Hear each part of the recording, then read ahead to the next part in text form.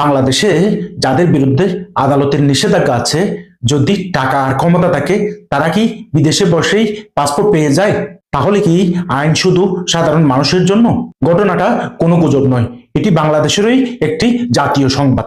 সাবেক ভূমিমন্ত্রী সাইফুজ্জামান চৌধুরী জাবেদের ছেলে ও মেয়ে দুবাইয়ে বসেই পাসপোর্ট সংগ্রহ করেছেন, অথচ বাংলাদেশে তাদের বিরুদ্ধে দেশ ত্যাগে নিষেধাজ্ঞা বহাল আছে এখনো। আরো চমকপ্রদ তথ্য কি জানেন?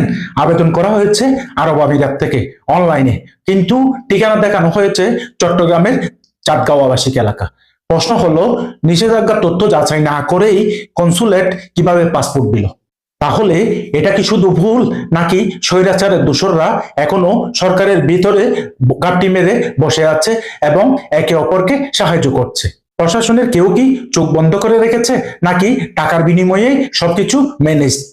একজন সাধারণ মানুষ কাগজের ভুলে বছরের পর বছর পাসপোর্ট পায় না, আর ক্ষমতাবানদের সন্তানরা নিষেধাজ্ঞা ডিঙ্গিয়ে বিদেশে বসেই সবকিছু পেয়ে যায়।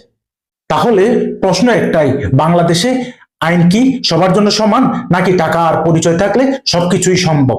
আপনার মতামত কি সেটা কমেন্টসে লিখুন। সত্যতা জানাতে ভিডিওটি শেয়ার করুন, কারণ চুপ থাকলেই অন্যায় আরো শক্তিশালী হয়।